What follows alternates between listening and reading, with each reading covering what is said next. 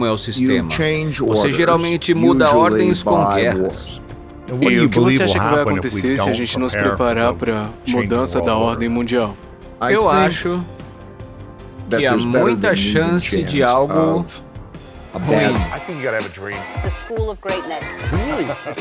Please welcome Lewis Howes. Você tem esse novo livro incrível, Princípios para a Ordem Mundial em Transformação, e eu quero que todo mundo veja isso porque está cheio de informações e contextos ricos de suas previsões do futuro com base no que aconteceu no passado. E você tem lidado e entendido com ideias de riqueza, dinheiro, investimento e realmente como as nações têm mudado a riqueza ao longo dos anos, e você tem analisado isso há muitos e muitos anos. E todo o conteúdo que você divulga ultimamente tem deixado as pessoas de queixo caído. Algumas estão animadas, outras aterrorizadas porque não sabem o que está por vir. Mas você realmente compartilha que existem 3 coisas principais que a gente tem que prestar atenção agora, né? E uma delas é a impressão excessiva de dinheiro, né? Você fala sobre esse conceito de que o dinheiro é uma espécie de lixo. A gente pode começar primeiro por isso, pelo princípio que você vem falando, que a gente tem que estar ciente. Claro. Para colocar isso em contexto, antes de entrarmos na parte do dinheiro, sim, eu sou um macroinvestidor global. E os mercados econômicos, a política e a geopolítica são importantes. E há 3 coisas acontecendo. Você as apontou. 3 coisas acontecendo em nossas vidas que nunca aconteceram em minha vida ou em nossas vidas. E que eu tive que estudar períodos passados para entender. E essas 3 coisas, como você apontou, são a criação de muita dívida e dinheiro. A segunda é a quantidade de conflito interno que estamos tendo sobre dinheiro e valores. E a terceira é a mudança na ordem mundial, com países como China e Rússia competindo com os Estados Unidos de uma maneira que não existia. Então, voltando ao ponto que você está fazendo sobre esse dinheiro, é algo básico. Lá, todos concordam que precisamos de mais dinheiro e gastos. Mas se você gasta mais do que ganha, precisa pegar emprestado, e isso cria dívida. Mas a princípio é crédito. Então, isso lhe dá poder de compra. Mas se você tem que pagar de volta, isso vai se tornar deprimente. E para evitar isso, os bancos centrais podem imprimir dinheiro e comprá-lo de volta. Mas quando fazem isso, é algo que desvaloriza o dinheiro. Então, o que tivemos foi muito dinheiro e crédito sendo distribuído para muitas pessoas, muito poder de compra. Todo mundo, quando recebeu, pensou: ah, isso é ótimo. E de alguma forma eles parecem surpresos quando gastam e os preços de tudo sobem. Mas a verdade é que se você dividir a quantidade de dinheiro e crédito usado para gastos pela quantidade de bens produzidos, é possível calcular como os preços vão mudar. E é isso que está acontecendo, e o que aconteceu em uma grande onda. O Federal Reserve e o governo juntos, uma grande onda. Isso produziu uma grande quantidade de inflação, uma grande inflação. É 8,5% agora, né?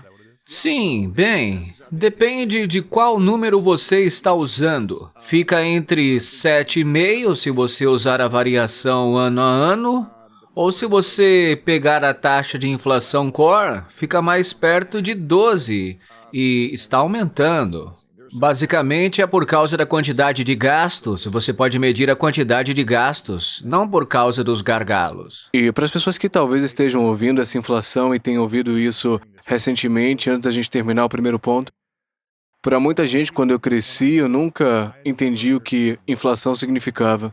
Eles não ensinaram na escola, não ensinaram no ensino médio, na faculdade, não foi algo que eu aprendi. Eu apenas ouvi e sabia que as pessoas estavam preocupadas com o aumento dos custos. Você pode explicar o que isso significa para alguém que ganha 70 mil por ano no meio oeste. O que isso significa para essas pessoas?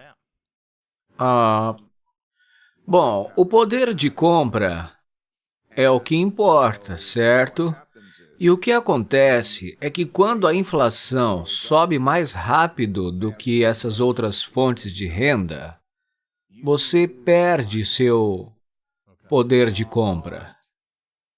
Mas o que acontece é que isso parece mais aceitável às vezes para as pessoas do que se fosse simplesmente tirado do seu bolso.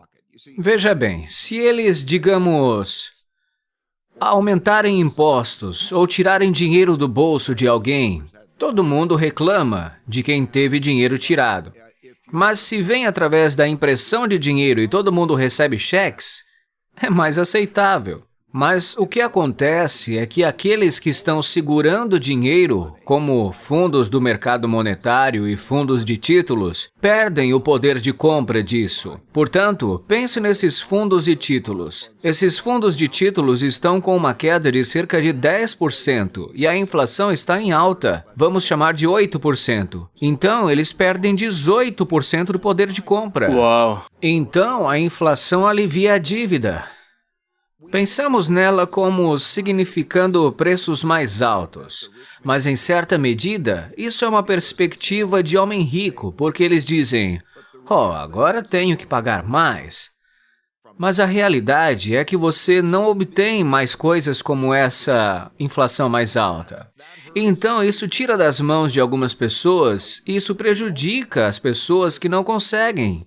Então, isso está acontecendo. Você perde poder de compra. E então, estamos vendo um momento agora em que você vai perder poder de compra para a inflação e agora você vai ver o Federal Reserve também apertando o dinheiro, apertando o crédito e elevando as taxas de juros.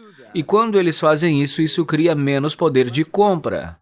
Porque quando eles dizem, ok, agora você não pode gastar tanto dinheiro e os preços estão subindo, mas eles fazem isso de maneira grosseira, tentando reduzir a inflação. Mas você recebe isso de ambos os lados, os preços mais altos e então as taxas de juros mais altas que você tem que pagar e os custos de serviço da dívida mais altos e também menos disponibilidade de dinheiro. Então, é um aperto como que aconteceu em 70. Isso significa que se alguém está ouvindo e pensando, ok, a inflação está aumentando, meu poder de compra está diminuindo, é um aperto, isso vai acontecer por 5, 10 anos, vai se estabilizar. O que é que a gente deve esperar? O que você acha? Essas coisas acontecem em mudanças de paradigmas que frequentemente levam um tempo relativamente longo, porque a mentalidade de todos está em uma mudança de paradigma. A mentalidade de todos está em um determinado lugar e eles estão fazendo certas coisas. Por exemplo, os investidores acham que dinheiro em espécie é seguro e não prestam muita atenção à inflação.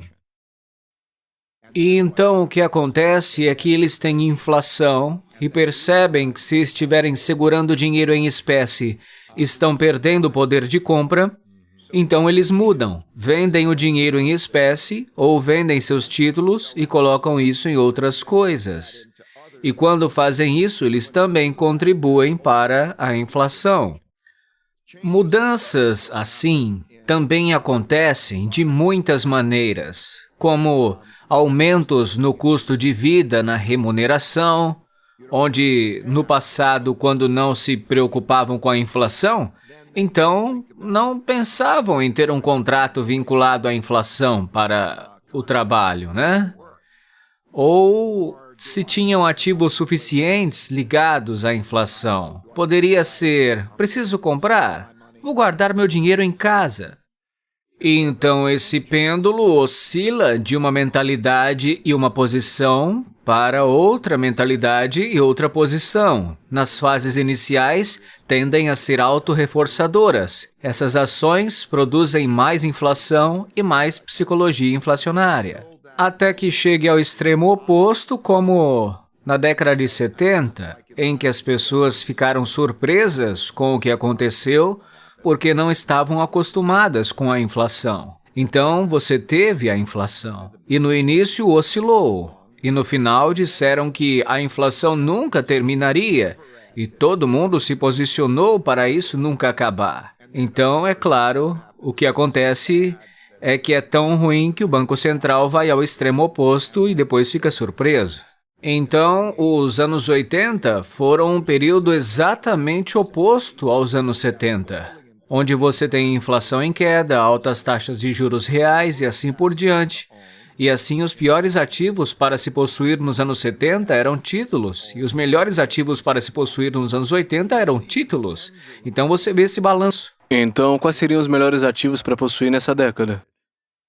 Bom, os melhores ativos para não possuir, essa é a coisa mais importante que eu acho, é dinheiro. Dinheiro é lixo.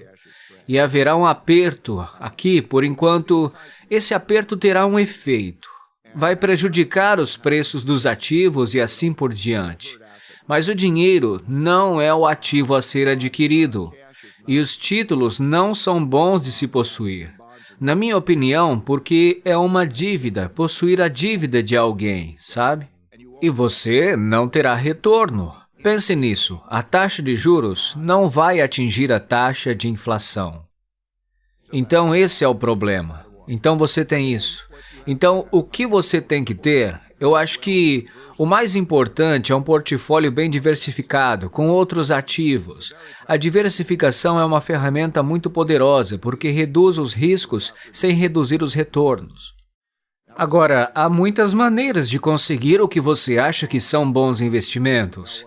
Podem ser coisas que você conhece e as empresas locais e assim por diante, ou podem ser ações, talvez um pouco de ouro, talvez investimento estrangeiro. A diversificação é muito importante para fazer isso de forma equilibrada, então eu geralmente diria que essa é a recomendação. E para a maioria das pessoas que não têm economias ainda, e estejam no início de carreira, que não têm economizado muita grana, talvez até um pouco endividadas, talvez, agora é hora de começar a investir?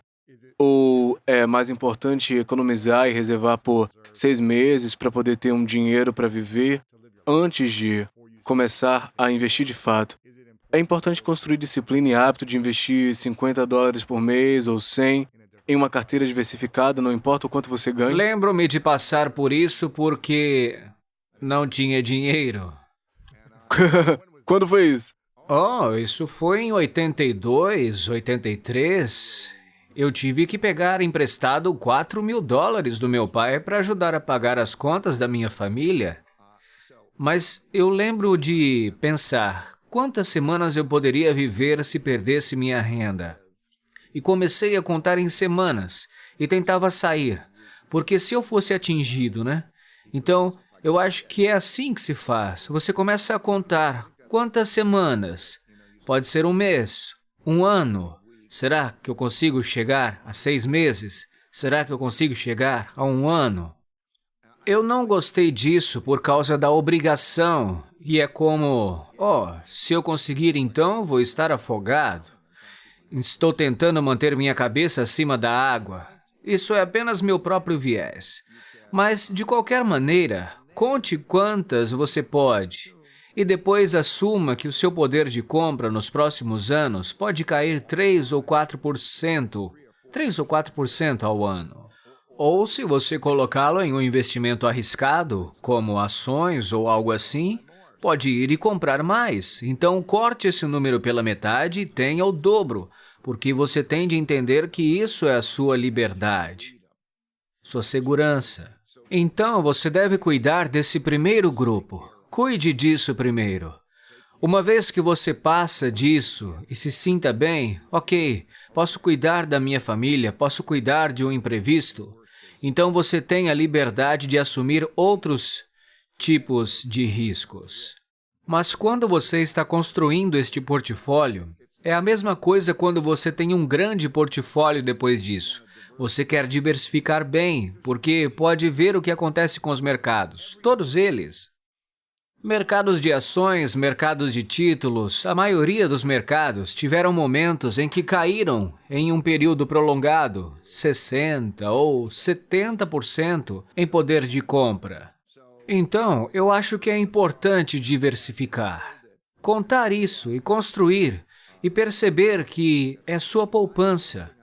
Uma coisa que eu faço para meus filhos e netos, e sempre fiz, ou assim que puder começar a pagar, era para cada feriado, como Natal ou aniversário deles, eu daria a eles uma moeda de ouro, dizendo: nunca quero que você venda essa moeda de ouro até que haja uma emergência real. Nunca porque você quer comprar alguma coisa.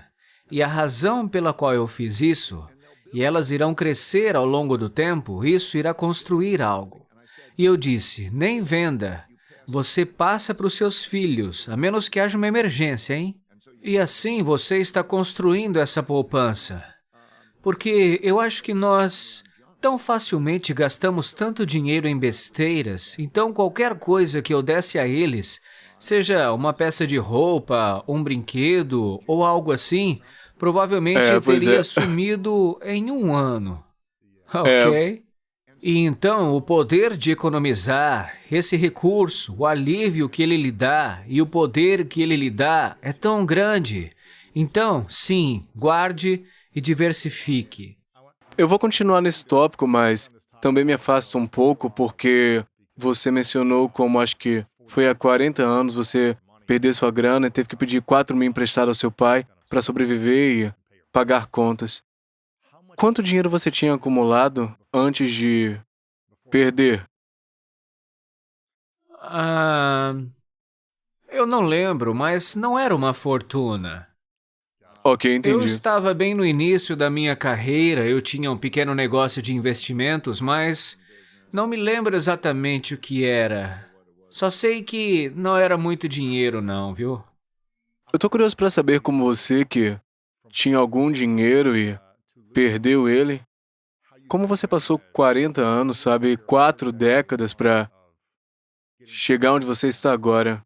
Havia alguma coisa no seu mindset que permitia que você ainda acreditasse em si Sim, mesmo? ok. Não dizia, perdi tudo, não acredito mais em mim porque acabei minhas finanças e... Essa experiência extremamente dolorosa foi provavelmente a melhor experiência da minha vida. Sério? E isso mudou a minha forma de pensar, a maneira que eu vou descrever. Mas antes disso, eu não tinha muito dinheiro, meu pai era músico de jazz, minha mãe era dona de casa, e eu me sentia rico já, é claro. Eu tinha 2 pais maravilhosos que me amavam. Fui para uma escola pública e quando era criança fazia trabalhos estranhos e era caddy, então... Quando coloquei dinheiro na bolsa de valores aos 12 anos, fiquei viciado no jogo. Nunca tive muito dinheiro. Mas depois eu construí um pouco e depois tive essa experiência, que também foi uma experiência muito pública. Foi muito dolorosa, mas mudou a minha abordagem à tomada de decisões de uma maneira, assim, que eu posso dizer que foi realmente profunda. Primeiro me deu a humildade e o medo de estar errado, que equilibrou minha audácia de me auto-verificar. E, na verdade, tentar encontrar as pessoas mais inteligentes que eu, que discordavam de mim, para testar meu pensamento. Então, eu nunca tenho certeza se estou certo. Minha taxa de acerto provavelmente é de cerca de 70%, acho que 75%. Vamos colocar assim, então, 70% ou 75%, eu acho que eu estaria certo. E estou acostumado a estar errado às vezes, e é doloroso. Então, o teste de estresse das minhas opiniões me deu uma abertura para aprender várias coisas, sabe? E também para me abrir para diversificação. Aprendi como diversificar sem reduzir os riscos. Se eu pudesse fazer muitas apostas não correlacionadas, o retorno será igual à média dessas apostas, mas o risco pode ser até 80% menor. E isso realmente me faz refletir, porque lembro-me de pensar comigo mesmo, parecia que eu estava sentado ao lado de uma selva e podia ficar do lado seguro. Sempre há risco e retorno. eu teria uma vantagem menor e estaria seguro? Ou eu atravessaria esta selva onde as coisas poderiam me matar ou o que quer que seja, numa tentativa de ter um grande avanço, uma grande vida, um grande upside. E assim, esse quebra-cabeças me levou a fazer as coisas que eu descrevi, mas também sabia que tinha que ter grande upside e não ser limitado pelo risco. E assim eu fiz as duas coisas que eu descrevi, mas ao entrar no quebra-cabeças, descobri que era ótimo encontrar pessoas que podiam ver coisas que eu não podia e vice-versa. Assim, estávamos na missão juntos, porque as pessoas veem as coisas de uma maneira diferente. Eu aprendi como as pessoas veem as coisas de maneira diferente. Alguém vai perceber isso ou aquilo e então esse vai ajudar você a tomar melhores decisões. Então, uma das coisas que eu queria era esse trabalho significativo de relacionamentos significativos. E eu descobri que era tão bom que, quando eu cheguei ao outro lado, tinha dinheiro e upside suficiente ou o que quer que seja, ainda queria ficar na selva e ainda queria fazer isso. Porque o ato de fazer isso com pessoas com quem eu estava tendo esses relacionamentos significativos e trabalhos significativos era gratificante mesmo, sabe? Então, uma das coisas que você pode aprender é que você pode ver através dos olhos das outras pessoas. Isso não significa que você aceite o que elas dizem cegamente. É que você pensa sobre o raciocínio delas. E se você fizer isso, é bom. Também me deu um princípio que é dor mais reflexão igual a progresso. Ok?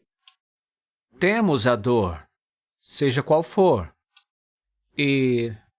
Ok. E a reação é uma reação negativa e pode ser quase como: por que isso aconteceu comigo? Assim por diante. Se, em vez disso, quando alguém se acalma da dor, há uma lição lá sobre como a realidade funciona. Ok, isso aconteceu. A realidade funciona dessa maneira. E então há um pensamento. Como lidar com isso melhor, para produzir melhor? Qual é a minha lição? E se você adquire isso, eu adquiro isso, ainda adquiro isso.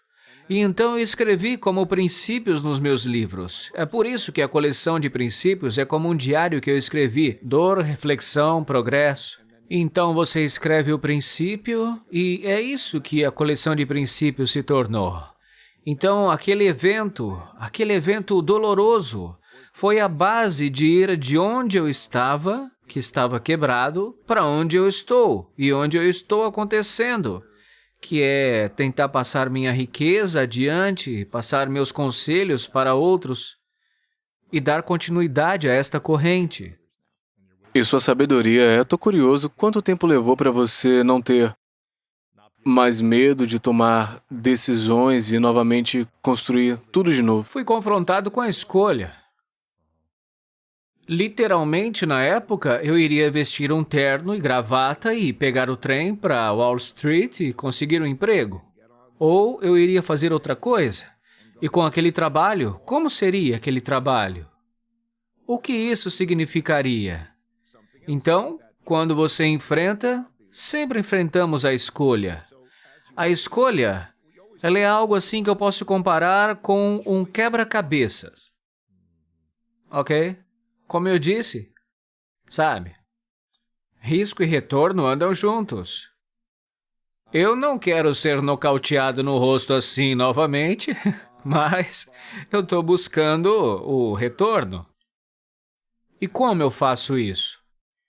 Então, essa reflexão me ensinou essas outras coisas, a diversificação, encontrar as pessoas mais inteligentes que discordam de mim, trabalhar na missão com outros que podem ver coisas que eu não consigo ver, assim por diante, e isso funcionou.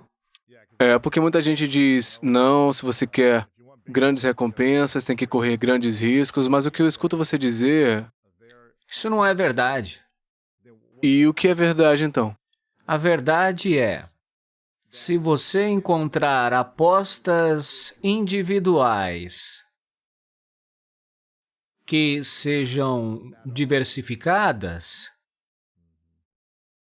seu retorno será igual à média desses retornos, mas seu risco será reduzido em 80%. Você fazia investimentos individuais, eu acho, ou apostas individuais naquela época, lá Bem, atrás? por aposta, eu quero dizer investimentos no mercado de ações. Sim, claro. Você pode ver qual é a aposta. Olhando para trás na história, isso lhe dá uma ideia muito boa de como as coisas sobem e descem e quais são seus riscos.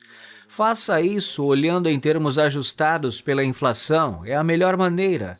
Mas as coisas sobem e descem, e você pode ver como seu poder de compra é afetado. E se você disser, se o pior cenário acontecesse, como seria? E eu estou dizendo, quando você olha para isso, o pior caso é algo em torno de 60% ou 70% de poder de compra, seja em ações ou títulos, ok? É assim que o risco se parece. No entanto, se você fizer isso com investimentos não correlacionados, quando um sobe, como quando as commodities sobem, os títulos caem, ou algo assim, e equilibrar as coisas. Então, você encontra uma parte que sobe quando outra parte cai. E ao fazer isso, você pode reduzir o risco sem reduzir o seu retorno. E tudo isso está nos meus livros. Eu explico e mostro. No meu primeiro livro, Principles, há um gráfico que explica em algumas páginas, e eu chamo isso de Santo Graal dos investimentos. Santo Graal significa que se você seguir este caminho, esta será a chave para suas riquezas, não é? São 10 a 15 bons fluxos de retorno não correlacionados. Entendi. Você mencionou dívidas também, então... Qual a sua opinião sobre dívidas nos dias de hoje? Você mencionou que não queria dívidas antigamente, mas isso é algo que ainda não quer? Bem, eu sempre tenho que pensar sobre qual é o pior cenário. Posso lidar com o pior cenário, seja ele qual for? Porque também você pode ser um grande investidor, você pode ser ótimo em qualquer coisa e será apenas uma vez que o derrubará. Certo. É só uma vez. Então, você tem que pensar sobre isso. Agora, muitas vezes, acredito que posso produzir um retorno significativamente maior do que o custo pago pela dívida. Então, é uma coisa lógica fazer isso. E ainda não faço muito por causa disso. E há uma coisa sobre dívida para consumo e outra coisa para dívida sobre investimento. Dívida para consumo é realmente ruim, porque o ativo some e você fica com essa obrigação, e isso é arriscado, estressante e se acumula. Você está vivendo acima de suas possibilidades. Não faça isso. Não é uma boa ideia. Já se você tem dívida para investimento, você precisa ter certeza de que os retornos desse investimento serão maiores do que você terá que devolver em dinheiro na forma de taxas de juros e pagamento do principal. Quais são, na sua opinião, os melhores investimentos para usar a dívida? Bem, se você financiar até o final do prazo, os melhores investimentos são geralmente aqueles em que você está mais próximo e se dividem em dois tipos. Aqueles que afetam seu padrão de vida. Eu acho que possuir uma casa ou um apartamento afeta seu padrão de vida. E o custo disso não é o custo disso. Em outras palavras, você compra por certo preço, não é como aquela coisa que some e você consome, então você venderá por um certo preço. E provavelmente você modificará com o tempo. Fará coisas e isso produz uma economia forçada, que também lhe traz alegria e um ambiente melhor em geral. Então, eu fui recentemente questionado por um jovem casal se eles deveriam comprar aquela... Eu esqueci se era uma casinha ou um apartamento. Bom, eles queriam saber se deveriam comprar ou não. E então eles meio que dizem, se eu não fizer isso, posso viajar mais. Ok, mas a viagem vai desaparecer como um ativo. Então, apenas tenha em mente onde você economizará e pense também na alegria que a casa lhe traz. Então, eu meio que acho que isso é geralmente uma coisa boa a se fazer pensando no retorno total. E então, um outro fator são coisas que você pode conhecer muito bem, mas ainda assim pode seguir o ciclo. É o seu próprio pequeno negócio. Como você faz isso? E então, você pode andar no ciclo? O ciclo no pior dos casos. Então, essas são duas coisas que eu acho que são boas. E uma coisa que não é boa é o consumo. Certo, exatamente. A ordem mundial em mudança para algumas pessoas que não sabem o que é ou por que a gente tem que estar preparado para isso, são realmente essas três coisas principais que a gente falou da primeira. Isso é algo maior que a gente tem que se preocupar ou deveria estar preocupado? Essas coisas produzem grandes coisas, como crises financeiras, ou guerras civis, ou guerras externas. Então, devemos estar preocupados com essas coisas. Então, conversamos sobre o financeiro. O segundo que está acontecendo de uma forma que nunca aconteceu na minha vida antes é a maneira como somos uns com os outros em termos de conflito interno que criou uma polarização, a mentalidade de vencer a todo custo. Isso não é nada que você viu enquanto crescia? Oh, não. Não foi assim. E eu medi em meu livro muitas medidas, ok? Eu poderia te dizer a quantidade, mas você verá lá. A quantidade de polarização política e a quantidade de compromisso, a quantidade de polarização política é a maior, sabe desde quando? Desde 1900. A quantidade de compromisso é a menor que já foi medida. É medida pelas pessoas votando em linhas partidárias. Há dois monólitos e eles estão em guerra um com o outro. E nós temos o populismo, que é preciso escolher um lado ou outro, ok? E assim, quando as causas pelas quais as pessoas estão por trás são mais importantes para elas do que o sistema está em perigo. Então, você vê isso refletindo agora na polarização e nas ideologias em guerra. E eu te darei muitos exemplos. Ou então, te darei alguns exemplos, tá? O risco de nenhum dos partidos aceitar perder as eleições é alto. É significativo, certo? Como isso funciona se eles não aceitam perder as eleições, ok? O movimento em direção à dinâmica de poder, digamos, um bom exemplo será que há algumas decisões da Suprema Corte que sairão relacionadas ao aborto e direitos das armas.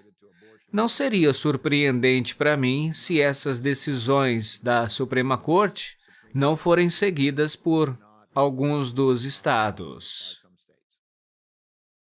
Interessante. Ou um outro bom exemplo seria...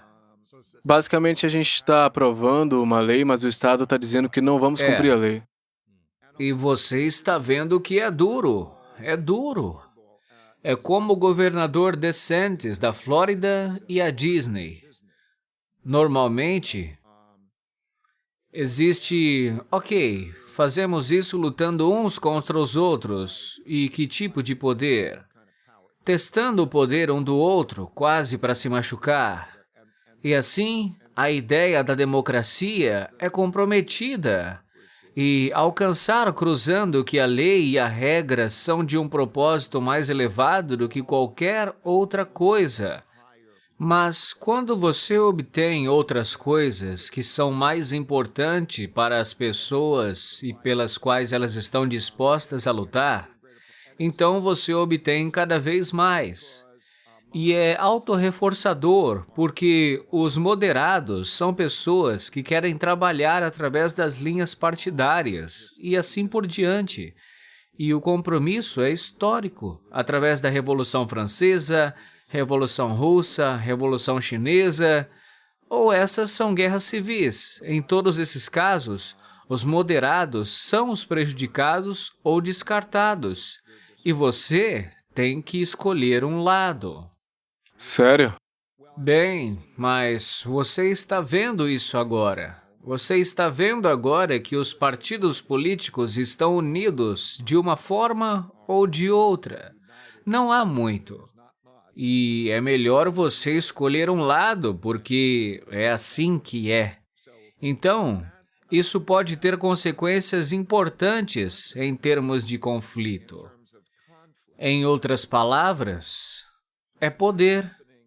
E isto está acontecendo, não apenas internamente. E certamente está acontecendo internamente.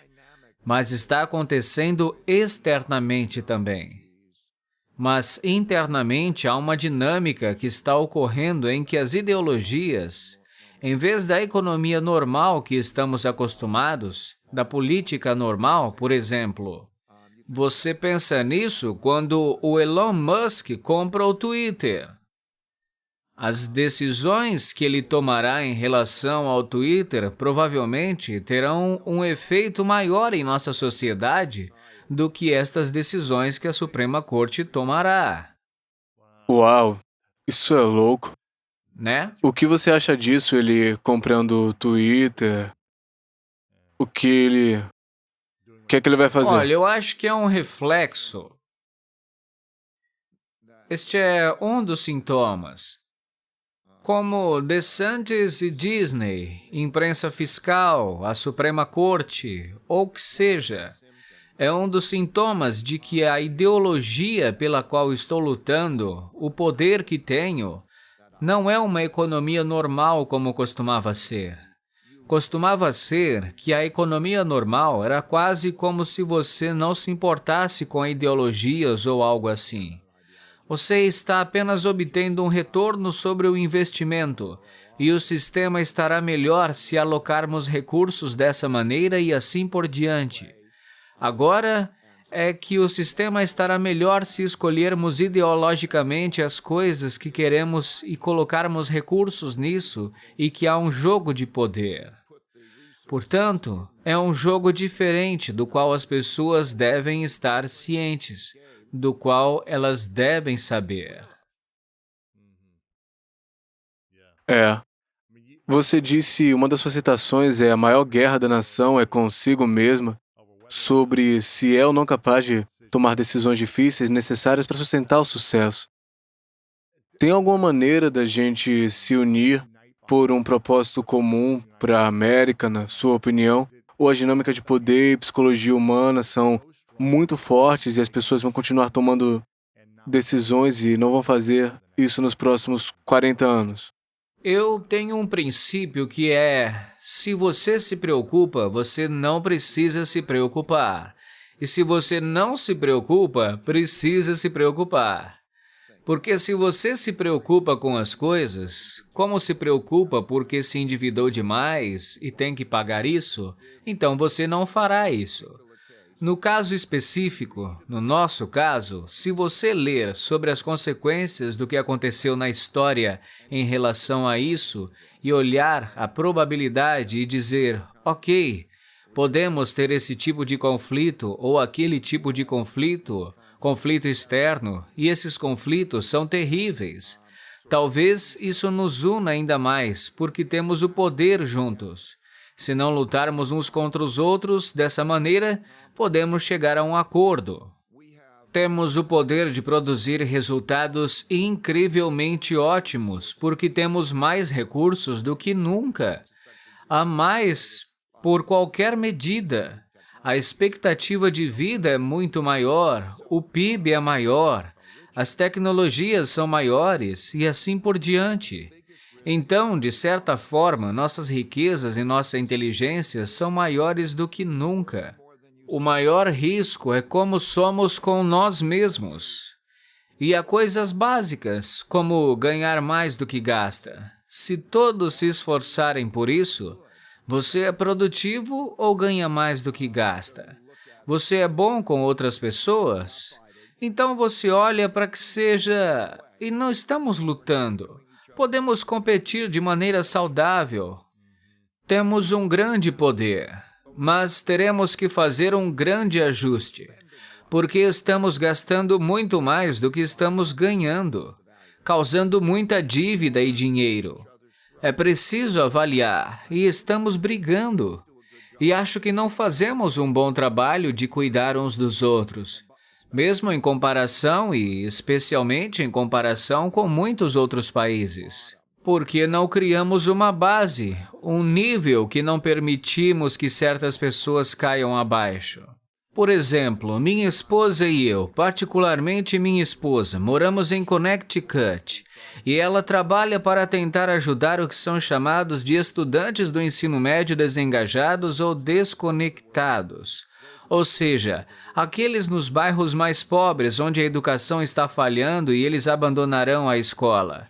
Então, neste estado, que é um dos estados mais ricos do país, em média, a renda per capita de 22% dos estudantes do ensino médio estão desconectados. 22%? 22% dos alunos do ensino médio têm uma taxa de absenteísmo superior a 25% nas matérias que reprovaram ou abandonaram a escola. 1 em 5, mais de 1 em 5. Então, E o que eles isso moram em significa bairros. sobre bairro Bem, de rico, a né? questão é que eu moro em Greenwich, Connecticut, e ao norte fica Bridgeport, Connecticut, não muito longe daqui.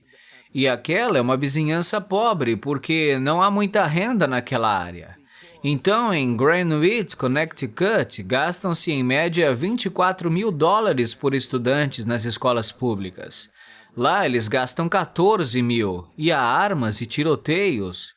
E claro, se uma criança cresce em um ambiente assim, onde 1 em cada 5, onde ela vai estar? Qual será sua renda? E a sociedade deles são gangues, e sua renda é vender drogas ou cometer crimes e assim por diante. E se permitirmos que isso aconteça, permitimos que o fundo está se perpetuando, está continuando do mesmo jeito. Então, o que está acontecendo é que isso está crescendo e se infiltrando. Você pode ver como o crime está mudando, né? E você pode escolher cidades. Pode ser Nova York, Connecticut, Chicago, São Francisco, Los Angeles. e assim por diante. Está se aproximando. E as pessoas estão se mudando para enclaves cada vez menores, o que pode ser ótimo. Mas é isso que está acontecendo e é custoso. No estado de Connecticut, custa 600 milhões por ano para encarcerar pessoas. Porque para onde essas pessoas vão? É crime e você está tentando fazer algo a respeito. Esse tipo de coisa tem um custo terrível. Quando penso no que minha geração deixou para outra geração, é terrível. Eu estava em Singapura e o que eles tinham é que tinham economias, muitas economias. E porque tem grandes economias e rendas dessas economias cobrem 20% do orçamento deles. Uau. Então, uma geração está dando a outra geração economias, uma boa educação e civismo. E isso acontece em certos lugares. O que deixamos para a nossa geração são dívidas, uma infraestrutura quebrada e brigas. Então, quero dizer, a resposta é se formos todos bons uns com os outros e formos produtivos e ganharmos mais do que gastamos, melhor. Claro. Quando eu estava crescendo em Ohio nos anos 80 e 90, eu me lembro que meu pai nunca trancava a porta Não sei se era estúpido ou sábio, mas a gente se sentia seguro porque a gente conhecia os vizinhos. A gente estava num bairro perto do centro de Delaware, Ohio, e ele tinha essa mentalidade de que todo mundo é bem-vindo. Então as pessoas iam bater a porta, eram bem-vindas para passar a noite. Era esse tipo de mentalidade que ele tinha, às vezes estranhos mesmo. Então eu meio que cresci com essa mentalidade de, ei, o mundo é seguro e agora parece que se você não tranca as portas, você é pirado, não importa se você está numa cidade pequena ou numa cidade grande. Então o que você diria se você pudesse tomar decisões sobre 3 coisas para mudar em relação à crise da dívida, guerras e conflitos internos entre pessoas e a base que precisa se elevar? O que você faria se pudesse estralar os dedos e fazer? Eu diria bipartidarismo. Se eu fosse presidente dos Estados Unidos, eu teria um gabinete bipartidário para tentar unir moderados de ambos os lados. Eu teria um programa econômico que fosse montado como um projeto Manhattan, no qual pessoas de ambos os lados, não os extremos, mas pessoas inteligentes de ambos os lados, fariam mudanças. Eu tenho minhas próprias mudanças que poderiam acontecer, mas que aumentariam o tamanho do bolo e o dividiriam bem. E quando digo dividir, quero dizer mudar muito mais em direção à igualdade de oportunidades em que as pessoas sejam produtivas. Por exemplo, é uma espécie de retorno sobre investimento se você fornecer boa educação, se fizer isso bem. E posso lhe dar muitos exemplos. Se você fornecer uma infraestrutura, saibam que é realmente pouco econômico não ter e todos não terem conectividade em todos os lugares. Há certas coisas que você poderia... Então, eu gostaria de ter um programa que aumentasse o tamanho do bolo e o dividisse bem, especialmente para pessoas produtivas. E aquelas que, de alguma forma, não podem ser produtivas porque são deficientes de uma forma ou de outra nessa produtividade, para fornecer-lhes assistência. Então, você tem uma sociedade civil, mas ainda com ótimas oportunidades para fazer coisas grandes, adquirir riqueza e distribuir riqueza, beneficiando mais pessoas. Então, é isso que eu faria. Então, o que aconteceria é que eu teria esse meio, cada um lidando com seus extremos. Então, acho que em cada partido há um extremo, há extremistas. E agora o que está acontecendo é que os moderados estão saindo do sistema político. Porque os moderados estão saindo do sistema político, estamos ficando cada vez mais com extremistas que não vão perder. Eles vão lutar até a morte uns com os outros e com as leis e tudo mais. Isso me assusta, onde se estivéssemos juntos e fizéssemos isso de uma maneira bipartidária e inteligente, seria melhor e todo mundo sairia ganhando. É o que eu faria. Você é um homem sábio e a terceira parte disso você falou sobre a mudança na ordem mundial. Como realmente todos os impérios surgem e caem em algum momento em o que você chama de um grande ciclo.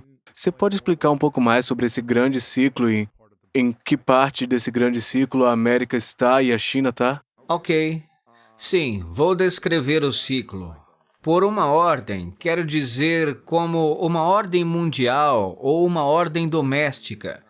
Quero dizer, o sistema que está em vigor, administrado pelas pessoas que têm o poder, e depois determinam como será o sistema. E então você muda as ordens geralmente por meio de guerras, porque você tem um conflito e, ok, como você resolve o conflito? Eles têm uma guerra.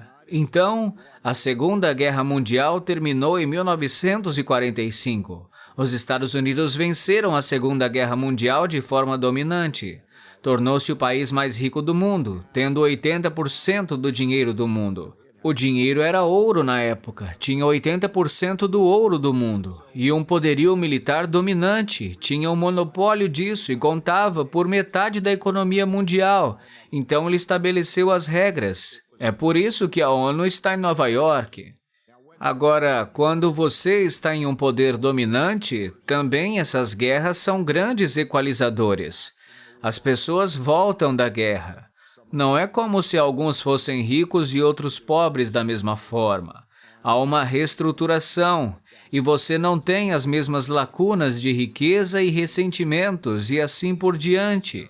E então, isso geralmente significa que você tem um período de paz e prosperidade. Paz porque ninguém quer lutar contra o poder dominante, e então eles trabalham juntos e produzem paz e prosperidade, e isso acontece. E isso realmente funciona melhor no sistema capitalista. Mas o que o capitalismo faz ao mesmo tempo é ter dois desafios, dois problemas. É criar riqueza, que cria grandes diferenças de riqueza, e também criar níveis mais elevados de endividamento. Então, cria grandes diferenças de riqueza, porque as distribui de forma desigual. E isso pode ser auto-perpetuante, porque aqueles que obtêm poder, se você tem mais dinheiro, pode educar melhor seus filhos do que se não tiver. A situação que estamos discutindo em Connecticut, esses pais não serão capazes de fornecer a educação para as crianças ou os benefícios que os outros podem. Assim, gradualmente, você perde a igualdade de oportunidades e produz diferenças de riqueza e produz ressentimentos, e também cria maiores quantidades de dívida com frequência. Isso significa que há um problema mais adiante. Agora, o que acontece quando você se torna a maior potência mundial? Isso também é sempre o caso. Aconteceu com os holandeses, aconteceu com os britânicos. Porque você é tão poderoso na produção, você vai por todo o mundo e é o maior país comercial do mundo. Você dá mais exportações do que em qualquer país e mais transações estão em sua moeda. E então todo mundo usa sua moeda, que se torna a moeda de reserva do mundo, porque todo mundo está usando. E porque é a moeda do mundo, aqueles que querem economizar nela. E assim, diferentes países economizam nisso, o que significa que eles emprestam para você nisso, e isso aumenta sua dívida com estrangeiros, porque quando eles detêm um título ou detêm dinheiro nisso, eles estão emprestando para você para receber os dólares de volta no futuro. E isso também é um dos ingredientes para fazer um topo. Existem as diferenças de riqueza, há isso. E então, também há uma mudança nas gerações e na psicologia da geração. É como a história das 3 gerações de seja lá o que for, da riqueza, pobreza, riqueza novamente ou algo assim. A maior geração de uma sensação de que lutou na guerra aprecia coisas básicas, esse tipo de coisa. Então, o que acontece quando você está no topo é que você se torna mais caro e muitas vezes mais decadente. E quando digo decadente, quero dizer que você pode gastar em coisas que não são bons investimentos e não duram muito tempo, ou o que quer que seja para entretenimento em vez de comprar. Lembro que a renda per capita era bem maior do que a da China, e agora começamos a pedir emprestado para a China. De qualquer forma, estes são os ingredientes e então você começa a ver que eles causam problemas. O problema financeiro, o problema de conflito interno e assim por diante.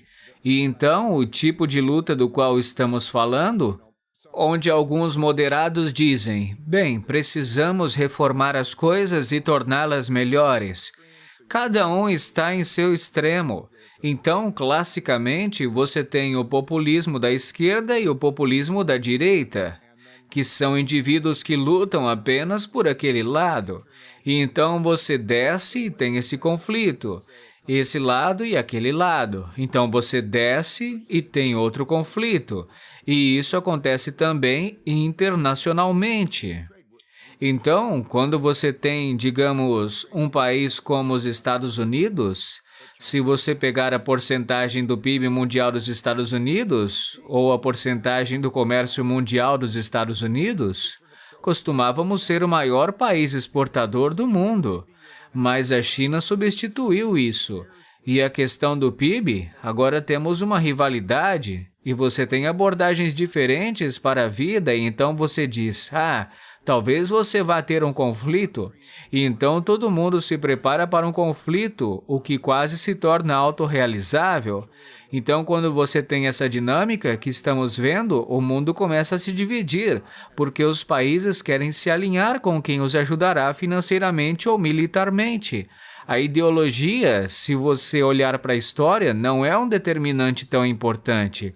Digamos que os Estados Unidos e a Arábia Saudita têm sido aliados há muito tempo, sem ter nada a ver com se o sistema é democrático ou não. Tem a ver com se os seus interesses estão alinhados e estes são econômicos e militares. E então estamos vendo quando vou de um país em país e os líderes dizem, devo estar do lado da China ou do lado dos Estados Unidos? O que quer que seja, eles dizem, bem, se for econômico, a China é mais importante para mim. Se for militar, a questão é os Estados Unidos estarão lá quando precisarmos dele para operar dessa forma. E são esses tipos de cálculos que produzem o ciclo, que tradicionalmente, a menos que você o retifique, como se todos voltássemos juntos de alguma forma, acaba causando a luta para descobrir quem é mais poderoso, e então é a guerra, ou seja lá o que for. Então existe um mundo onde nunca teremos guerra, ou haverá algum tipo de guerra acontecendo sempre para que a dinâmica de poder mude e isso continue. O que você acha? É tão interessante porque em meados de 1600, isso é interessante, em meados de 1600 houve 30 anos de guerra. Chamaram de Guerra dos 30 Anos na Europa. E eles continuaram brigando na luz do dia, um do outro, e foi aí que inventaram os países como os conhecemos. Antes disso, não haviam fronteiras. Não tinham essas divisões como hoje conhecemos entre um país e outro. As coisas eram diferentes. O vencedor leva tudo, era meio que esse é o meu espaço. Sim, era como se não houvesse fronteiras. E o que importava era o poder. E se você queria algo que o outro tinha, ia lá e pegava, e ele faria o mesmo com você. E havia essa luta constante por coisas. E então, nos anos 1600, eles também estavam lutando pela religião. A reforma religiosa e outras que também tinham a ver com o poder, porque a igreja era poderosa. Mas, de qualquer forma, então eles inventaram países como conhecemos, com fronteiras, e você determina o que acontece em suas fronteiras e assim por diante.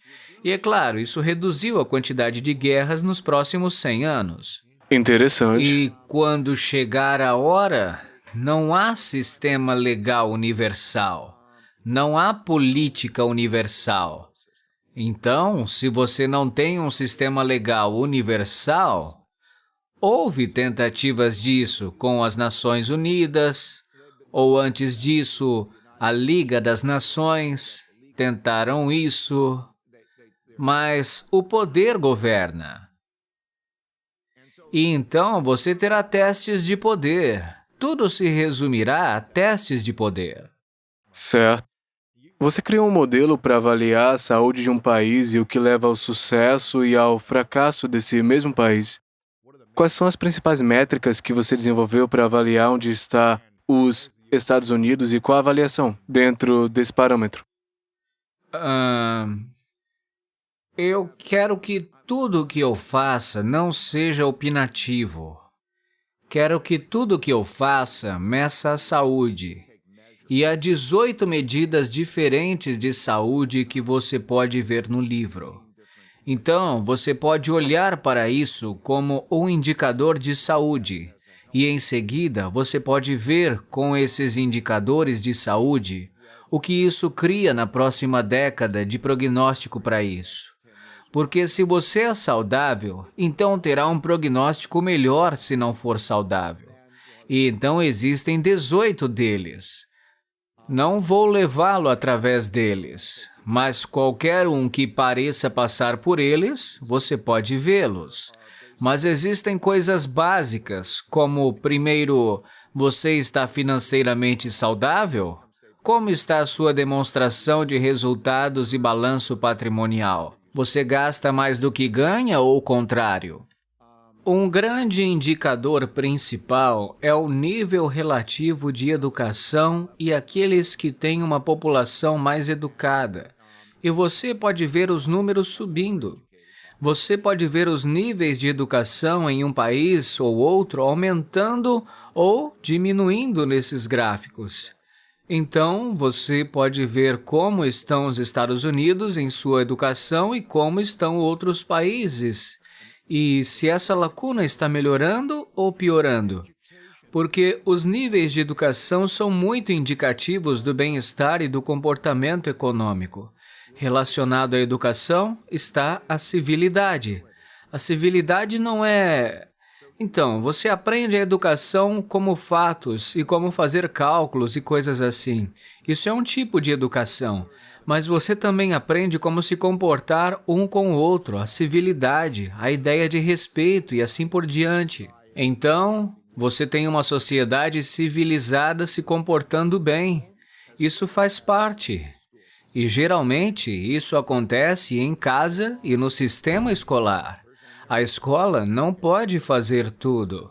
E você pode ver esses números, e eles são um problema em termos desses tipos de números, civilidade. E temos desafios, como há famílias, muitas vezes solteiras, que têm problemas financeiros e não têm essas circunstâncias. E então você tem um problema de opioides, tem outras coisas que se alinham. Ok, o Estado de Direito. Países que têm Estado de Direito e respeito pela lei, que mantêm a ordem e de forma eficaz. Quando as taxas de criminalidade aumentam, é um problema. Um indicador muito bom é um nível de corrupção. Há um índice de corrupção que todos os países têm e que você pode obter para cada país. Você pode ver como ele muda e à medida em que ele aumenta, há uma correlação negativa de 52% com o crescimento de um país e sua corrupção nos próximos 10 anos, ok? E onde a América está agora? Os Estados Unidos estão razoavelmente bons. Em comparação ao resto do mundo, razoavelmente bem. Em corrupção. Eu acho E onde que... ficaria o México? Onde eles estariam? Rússia é ruim. É interessante porque esses são os preditores do futuro. E o Interessante. que você descobre é que se você olhar para a Rússia, vou dar isso como exemplo. Ela é abençoada com os maiores recursos naturais de qualquer país do mundo. O valor de seus recursos naturais é 40% maior do que o próximo país mais alto, que é os Estados Unidos. E ela faz um trabalho bastante bom de ter uma população educada. Mas suas questões culturais, ela não está altamente endividada e assim por diante. Mas suas questões culturais, em termos dessas coisas, como corrupção, também há muitas medidas de burocracia versus eficiência. Muitas medidas de atitude. Posso começar um negócio e realizar meus sonhos? Você pode ver as diferenças entre os países apenas nessa atitude. E também pode ver na burocracia. Quanto tempo leva para abrir um negócio? Existem estatísticas como essa? Então, você verá um monte delas no livro. Basta dar uma olhada que você vai encontrar. Entendi, claro. Bem, eu sei que uma grande parte da sua missão é preencher a lacuna educacional em torno da economia para as pessoas que realmente não entendem sobre a grana, como usar dinheiro efetivamente, entender no geral. Se você pudesse, novamente, cenário hipotético aqui, mas se você pudesse mudar algumas coisas sobre como a gente aprende sobre dinheiro enquanto a gente cresce, 2 ou 3 coisas-chave, seja no sistema escolar ou O que você gostaria que os pais soubessem para ensinar para os filhos, crianças de 5 a 15 anos? Quais seriam essas 3 coisas que você queria que crianças soubessem sobre dinheiro? Bem, acho que... Acho que você disse isso. Se houvesse educação e experiência dos 5 aos 15 anos, isso mudaria tudo. Aprendemos de maneira diferente. Os cientistas mostram que antes da puberdade aprendemos de maneira interna. E você descobrirá que muitas pessoas têm sua paixão por volta dos 12 anos, porque isso tem a ver com como o cérebro muda. Mas se você pegar esses 5 a 15 anos e incorporá-los no sistema educacional, e na prática de economizar, gastar e assim por diante, você não precisa de um PhD nisso. A coisa do dinheiro é muito básica. Se eu posso comprar por menos do que eu vendo, isso é uma boa coisa. Quanto mais volume eu puder fazer, melhor será. Então, há custos fixos e também existem custos variáveis. Então, se eu vou construir uma banca de limonada, ok, vamos construir uma banca de limonada. Mas quanto isso vai me custar? Isso é um gasto capital, ok? Claro, Mas é tudo a mesma coisa que você poderia aprender nessas idades e não aprende. Então, cara, o que eu vou falar? E existe algum jogo bom, tipo, alguma coisa que pode ser um jogo que as crianças possam aprender a jogar? Não sei se Monopoly é bom ou o que seria isso. Tenho um filho cuja paixão é EdTech, tecnologia educacional. E ele quer que eu faça isso com ele. E talvez um dia, assim espero. Por favor, Ray, por favor, a gente precisa de um jogo para tornar essa coisa Bem, simples. Luz, não é como se eu não estivesse ocupado. Entendi. Então, voltando para a questão Estados Unidos e China, essa questão do grande ciclo, onde está a China nesse ciclo? A China está nessa fase em que eu passei muito tempo. Deixe-me colocar dessa forma. Eu passei muito tempo na China, começando em 1984. Não para ganhar dinheiro, porque eles não tinham dinheiro, mas porque eu era muito curioso. E depois comecei a conhecer e gostar das pessoas. E fui capaz de ajudá-las a desenvolver seus mercados de ações e outras coisas. Eu gosto de trabalho significativo e relacionamentos significativos. Esta é a minha coisa. Então, desde que eu comecei em 84, a renda per capita aumentou 26 vezes, a taxa de pobreza medida pela fome caiu 88% para menos de 1% e a expectativa de vida aumentou. Uau, então a pobreza costumava ser 80%? Como? 80% em 84? Fome era 88%. Fome, uau. Fome, esse tipo de pobreza. Não ter certeza de ter uma refeição decente. E eu observei como eles fazem isso. Acho que E então o que aconteceu é que eles se tornaram uma potência comparável aos Estados Unidos. Em alguns aspectos, um pouco à frente ou um pouco atrás e assim por diante. E isso é na maioria das coisas, ok? Essa lista de 18 coisas, se eu fosse passar por essa lista, eu diria, ok, eles têm pessoas mais bem educadas do que nós. Bem, isso depende de... quase que depende. Estamos falando de educação pública, estamos falando em média, eles têm mais, qualquer coisa. Se você falar sobre militar, depende. É nessa região? É desse tipo ou de outro tipo, ou algo assim. Mas é comparável. Se você falar sobre tecnologia, quando eu fui à China pela primeira vez, eu dava calculadoras de $10 para as pessoas e eles achavam que eram dispositivos milagrosos. Agora, Se você levar em conta a inteligência artificial e a maioria das tecnologias, isso depende do tipo. Eles podem estar à frente em alguns e não em outros. Então, o que isso significa é que eles se tornaram uma potência competitiva líder. Não há outra potência competitiva assim. Agora, muitos países, o que é assustador, são mais ou menos comparáveis em termos militares, significando que se houver uma guerra, se tiver, por exemplo, uma guerra com a Rússia, não é como se os Estados Unidos fossem dominantes militarmente ou algo assim, e mais países se tornaram dessa maneira. Nós gastamos mais e temos bases em 70 países, mas ao mesmo tempo significa que estamos sobrecarregados. Isso não significa que você venceria uma guerra. Se houvesse uma guerra na Europa, todos seriam perdedores. E há diferentes tipos de guerras. Guerras cibernéticas, bem como guerras militares, e assim por diante, ok? Então, o que estamos vendo agora é uma situação em que existe uma rivalidade que poderia ser uma confrontação saudável e boa. No entanto, a história mostrou que, quando se trata de quem vai definir as regras do jogo, pode haver desacordos.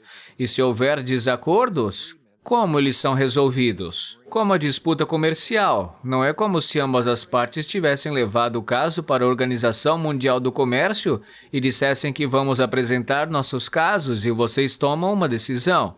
Eles nem sequer pensaram nisso, certo? Eles vão para, eu vou fazer isso e se você fizer isso.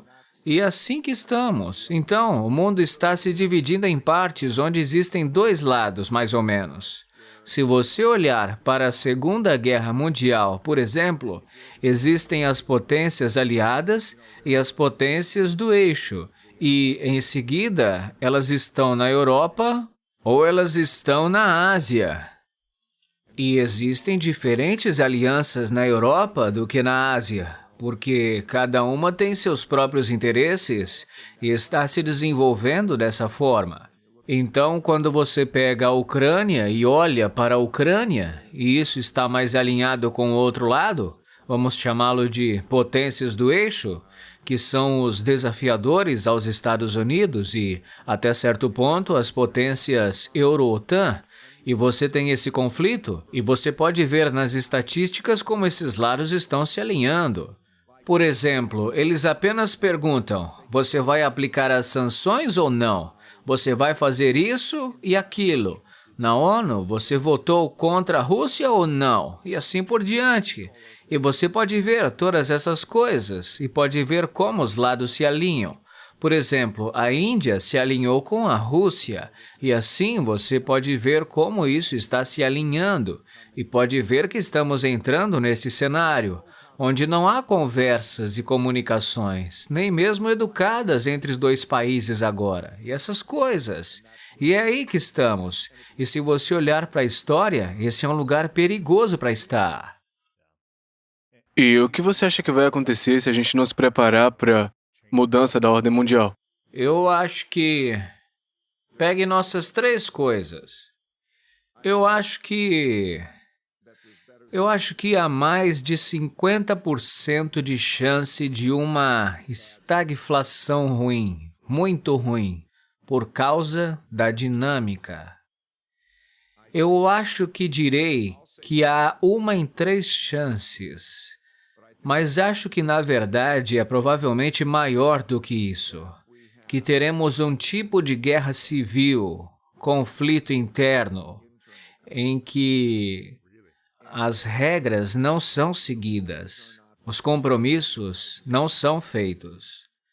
Talvez aqueles que descobrem que não aceitam perder uma eleição, haja movimento de pessoas para diferentes estados que eles acreditam representar melhor. E há uma polarização em desenvolvimento indo para diferentes estados. E não estão obedecendo ao governo central. Então se torna uma grande disputa de poder. É isso. Eu não acredito que no meu negócio eu preciso ser objetivo. Porque eu trabalho com precisão. Eu tenho que ser o mais preciso possível.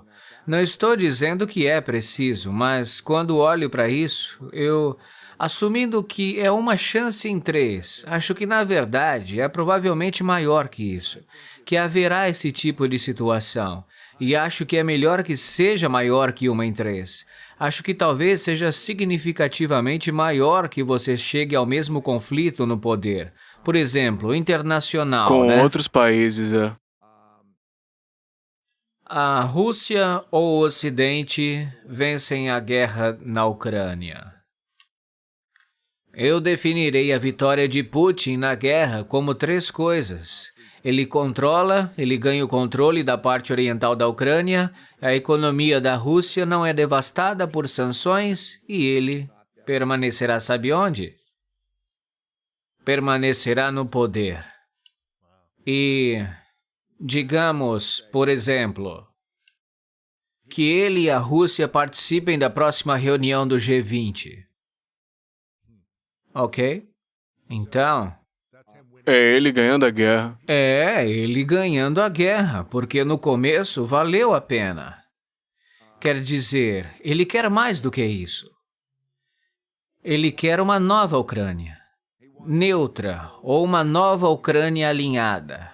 Mas ele provavelmente não vai conseguir isso, mas é o mínimo. Agora, é ele ganhando a guerra. Isso também é meio que o Ocidente perdendo a guerra. Agora, mas se ele perder a guerra, se ele perder isso, provavelmente vai escalar. Ok? Porque De que maneiras? a guerra está sendo travada agora como exércitos no campo de batalha e com sanções, mas eles têm outras armas e em vez de desistir, ele provavelmente vai aumentar, ok? E isso é um jogo de frango. Sabe? Um jogo de frango. Um jogo muito perigoso. Ok. Certo. E existem outras questões globalmente. Por exemplo, você está vendo essas alianças se formando e está vendo os Estados Unidos, por diversas razões, se retirando do Oriente Médio e vendo a China se movimentando mais. E então, essas tensões existem e o poder existe. Há mais países que possuem armas nucleares agora do que antes. E até se fala em operações militares conjuntas entre a China e o Irã. E então você vê esses lados começarem a se alinhar. E então, se eu digo que há uma chance de 1/3 de algum tipo de confronto militar que nos assusta muito por lá, isso não soa muito alto. Eu acho que é maior do que isso. Isso significa que eu acho que estamos caminhando para tempos arriscados. Porque qualquer um desses fatores não é normal. Qualquer um desses fatores não é o que estamos acostumados. É muito ruim. Sabe? Mas se todo mundo se preocupa, eles não precisam se preocupar. Se ambos os lados pensarem sobre o que isso significa e disserem que devemos nos unir e garantir que isso não aconteça, sabe, seria o cenário ideal. Nos levaria a ser seres humanos racionais, né? E ter alguma sabedoria interior e consciência essa maior. é uma das razões pelas quais eu estou tentando compartilhar. Eu compartilhei o livro, que foi um estudo para meu próprio benefício, mas também fiz uma animação para tentar passar adiante e ajudar as pessoas a entenderem isso. A animação que coloquei há 1 mês já teve 11 milhões de visualizações e é muito fácil de entender. Está no YouTube para as pessoas verem. A gente vai ter o link aqui na descrição e do YouTube para que as pessoas possam ver depois. Eu tô curioso de novo, você viu muita coisa nos últimos 40, 50 anos, estando nessa indústria, nesse negócio do mundo financeiro. Com tudo que aconteceu nos últimos anos, não apenas a pandemia, mas bolsas subindo e descendo, guerras, conflitos internos e tudo isso, cripto surgindo, descentralização de dinheiro e tudo isso. O que você acha que vai acontecer nos próximos 10 anos com toda essa agenda de 2030 sendo discutido? O que você acha que vai acontecer nos próximos 10 anos? Eu devo dizer que, quando fiz isso, descobri a quarta e a quinta força, que ambas são muito importantes e grandes. Uma é que, curiosamente, atos da natureza na forma de secas, inundações e pandemias tiveram um impacto maior do que as coisas sobre as quais tenho falado em termos de custar mais vidas ou derrubar mais civilizações. Esses atos da natureza. Então, acho que isso é algo com o que devemos nos preocupar. Mas a quinta, ao longo de períodos longos, de 10, 15, 20, 30 anos, a força mais poderosa é a capacidade do homem de se adaptar e inventar.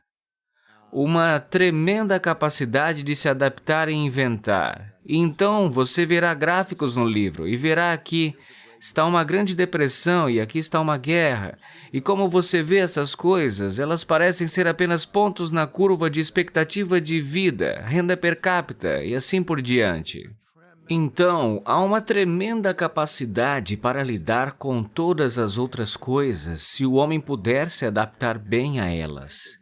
E a inventividade durante este período de tempo deveria ser, acho que realmente grande, porque o que estamos usando cada vez mais são os tipos de tecnologia, inteligência artificial, coisas desse tipo, e a capacidade de pensar, coletar dados, usar o computador para nos ajudar.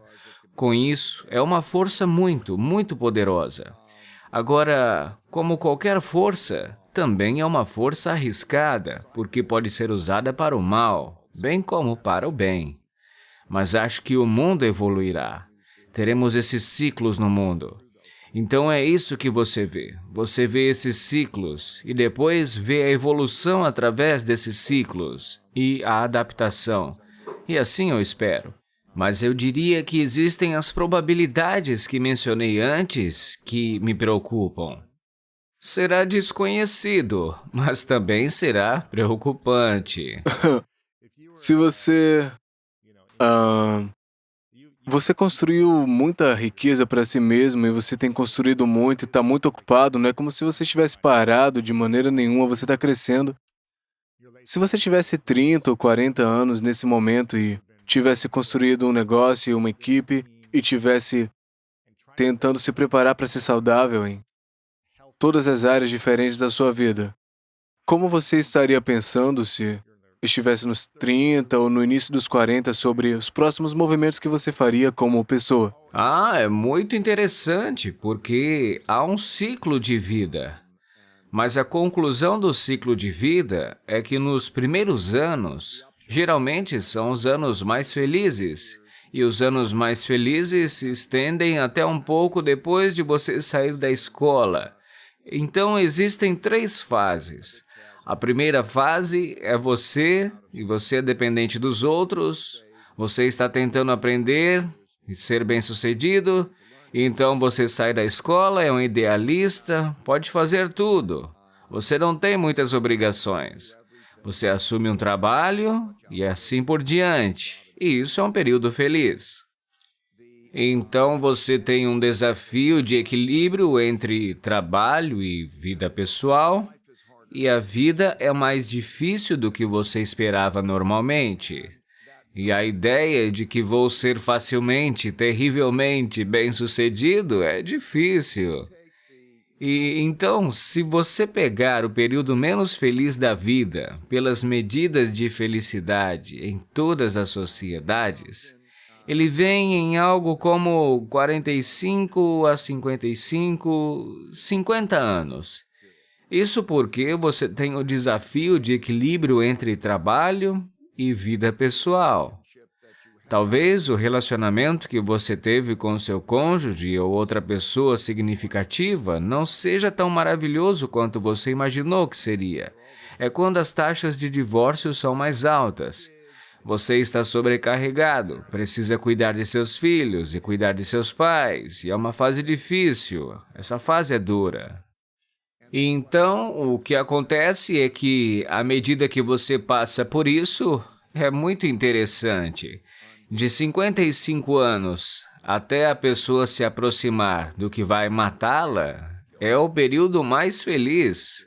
Ainda mais feliz do que o período anterior, pelos registros, porque você se torna livre. Você não está tão preocupado em ser o melhor em realizações. Você está bem, é autossuficiente, tem escolhas e não precisa cuidar de seus pais. Você não precisa mais cuidar dos filhos e talvez os pais faleceram, é assim. Então, quando você pensa nisso em termos de, digamos, a sua pergunta, ok? Qual é o conselho? Meu primeiro conselho é meditar.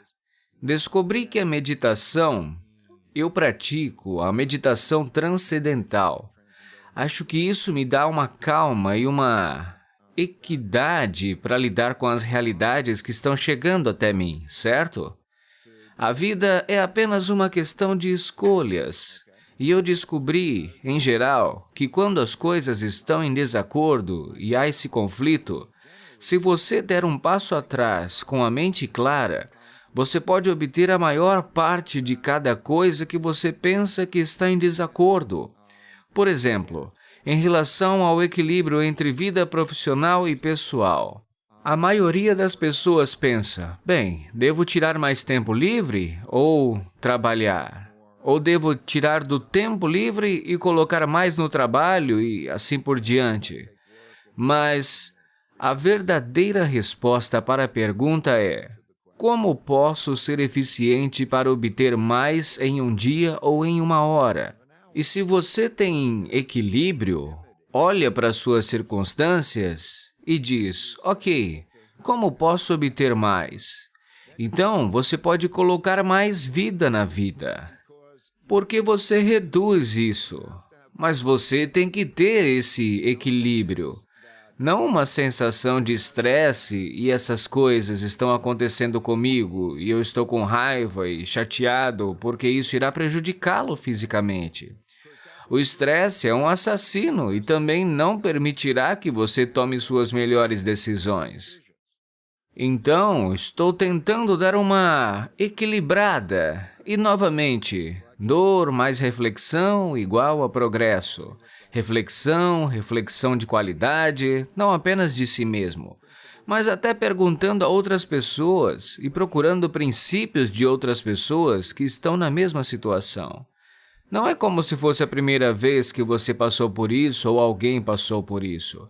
Então, quando você pergunta aos outros como você lida com isso, você pode aprender. Ok, então meditação seria uma coisa. Sim, e aquela equilibrada, de olhar para ela e perceber que são apenas suas escolhas. Não é o mundo pegando no seu pé, o mundo só está girando. O mundo É a está acontecendo, realidade. É uma abordagem para a vida. Você sempre meditou? Eu comecei em 69. Então, já fui bastante. Esqueci o que eu era na época, seja lá o que for. 2 anos, então? Não, 18 ou 20, 22, alguma coisa desse tipo. E provavelmente foi isso que te ajudou a superar a perda financeira em 84 e o público. Eu acho o constrangimento, a humilhação que você deve ter enfrentado, já que era público Isso e me enfrentava ajudou a emoções. passar por tudo. Eu perdi um filho, minha maior perda, há quase 2 anos. Meu filho de 42 anos. Oh, meu Deus, eu preferiria morrer.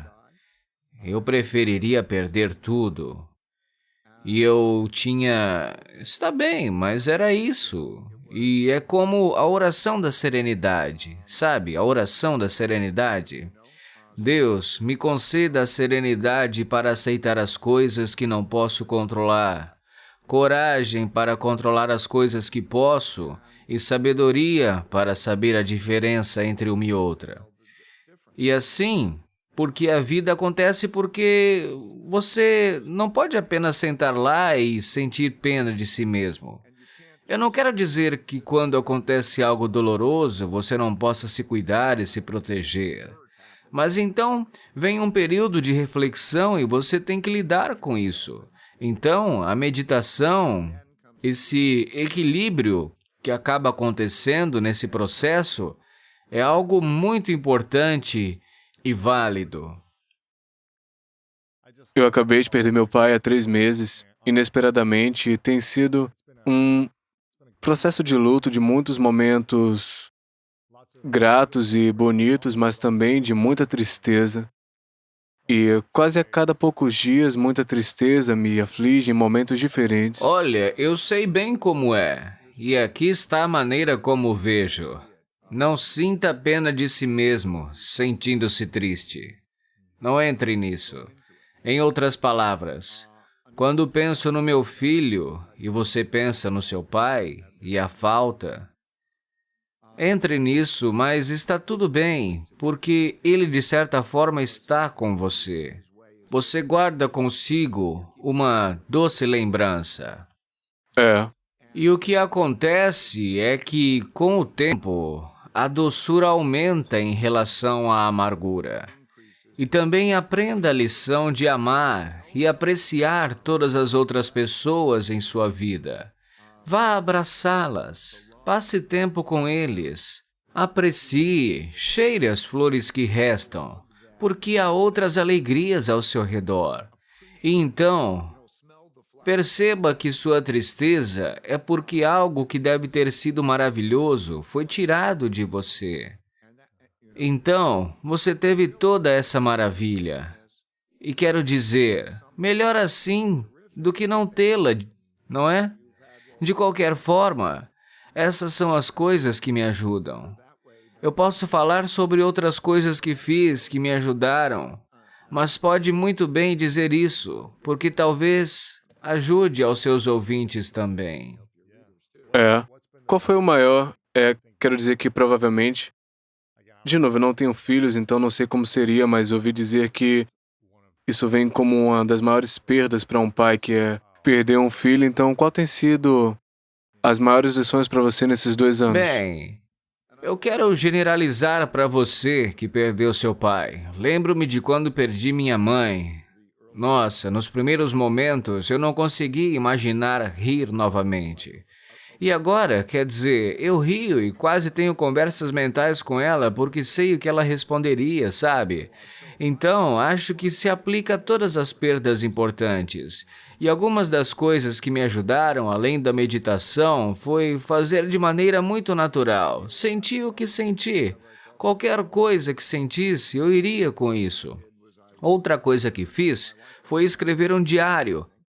Minha esposa e eu tomamos uma xícara de chá todas as manhãs e temos uma foto dela e algumas flores e depois escrevemos as lembranças em um diário. É lindo.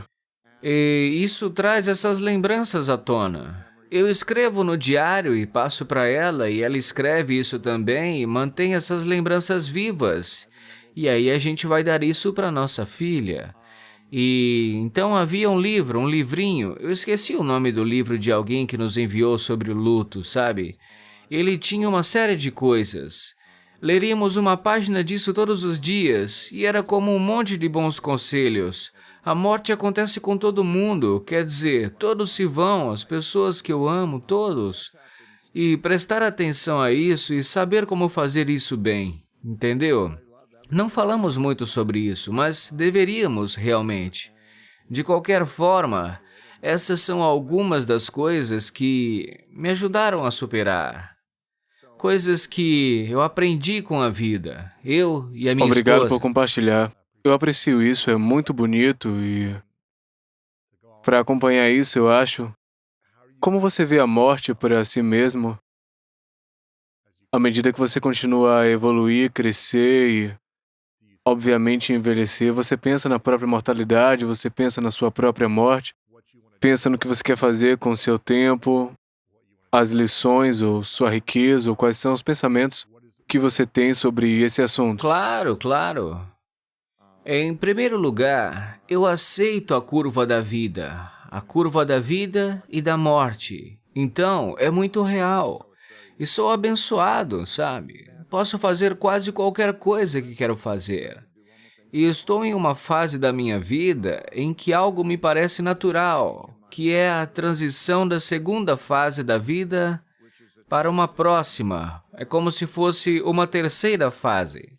E então, como eu disse, a primeira é quando você está aprendendo e dependendo dos outros. A segunda fase da vida é quando os outros dependem de você e você está trabalhando para ser bem-sucedido. E a terceira fase da vida é quando você está livre de todas as obrigações. Então você está livre para viver, livre para morrer. Você vai se expor, você vai ter isso. São bênçãos. Eu tenho meus netos e tudo mais. Eu posso fazer o que eu quiser. Eu descubro que, instintivamente, durante esse período de transição da minha segunda para a terceira fase, é fazer as coisas e ajudar as pessoas. Sim, isso tem a ver com riqueza, mas, acima de tudo, acredito que tem a ver com os princípios que me ajudaram. Por que eu estou fazendo isso neste outono? Porque acho que será útil. E esse período de tempo vai durar muito pouco. Acho que provavelmente há mais um livro que eu quero publicar, que é sobre meus princípios econômicos e de investimento. Vou passar isso adiante. Acho que vou terminar. Então vou ficar quieto e apenas aproveitar a vida e essas coisas. Mas acho a vida muito excitante e estimulante. Sim, estou abordando-a sem nenhuma obrigação. Passei o controle do negócio que construí e adoro isso porque quero ajudá-los a ter sucesso sem mim. Sabe? É assim que eu estou bem. Isso é lindo. Algumas perguntas finais para você. Eu acho que eu podia falar contigo por horas, Ray. Eu agradeço muito seu tempo, mas também quero ser respeitoso. Uma pergunta sobre os seus pensamentos sobre descentralização do dinheiro com o dólar e euro, todas essas coisas perdendo valor. E o que parece ser a histeria da criptomoeda NFT, metaverso, dinheiro no mundo do metaverso. Eu acho muito louco tudo isso, mas o que você vê acontecendo no futuro com as criptomoedas? Eu acho que você tem criptomoedas, né? Não tenho certeza Sim, do quanto. tenho um Ok. pouco. Qual a sua opinião sobre esse espaço criptográfico, Bitcoin, Ethereum, tudo isso no futuro? Acho que estamos em uma era em que o dinheiro como conhecemos, que é uma moeda fiduciária, está sendo desvalorizado e vai mudar. E o papel do dólar vai mudar. E as alternativas vão competir com isso. Então, eu não gostaria de possuir dinheiro quando você possui um dólar, digamos, na forma de um instrumento de dívida. Então, você será pago de volta com isso. E acho que terá uma taxa real negativa e poder de compra negativo, e assim por diante, quase com todas as moedas. E elas serão todas competitivas, então todas vão desvalorizar essencialmente. E assim, o dinheiro é sobre o meio de troca e um depósito de riqueza que é portátil e funciona na maioria dos países. E agora vamos descobrir o que são essas coisas. Quer dizer, o ouro é um exemplo disso, as criptomoedas é um exemplo, as NFT, quem sabe. Acho que estamos nessa fase do quem sabe. Novas coisas surgem e então elas serão alguma coisa ou outra, e eu acho que elas vão competir. Eu acho que as pessoas vão começar a pensar, como eu tenho um portfólio dessas coisas que são amplamente aceitas, que eu posso transpor e manter o poder de compra. Então, nós percebemos que agora há desafios para isso.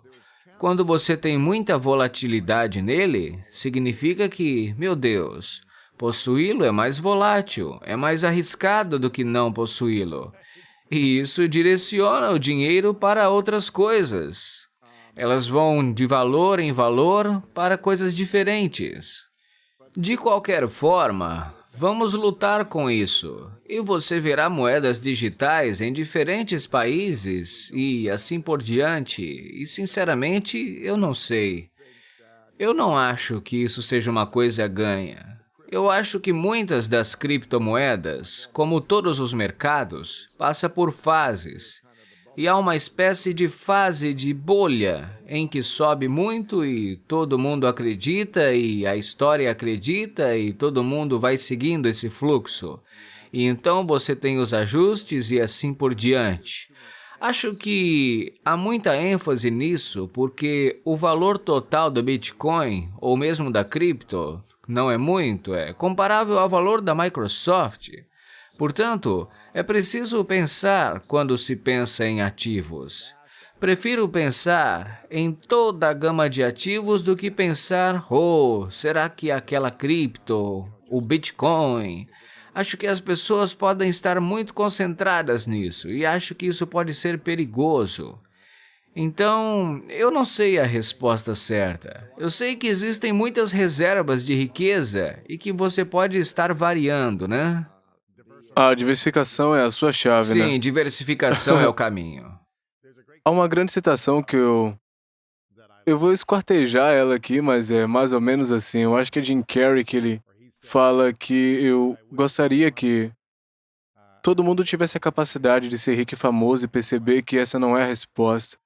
Alguma coisa por aí. Eu Verdade. tô parafraseando ele, alguma coisa aí. É verdade. Se você pudesse dar às pessoas o gostinho de como é ser uma das pessoas mais ricas do mundo, o que significa ter muito dinheiro, o que é que isso significa?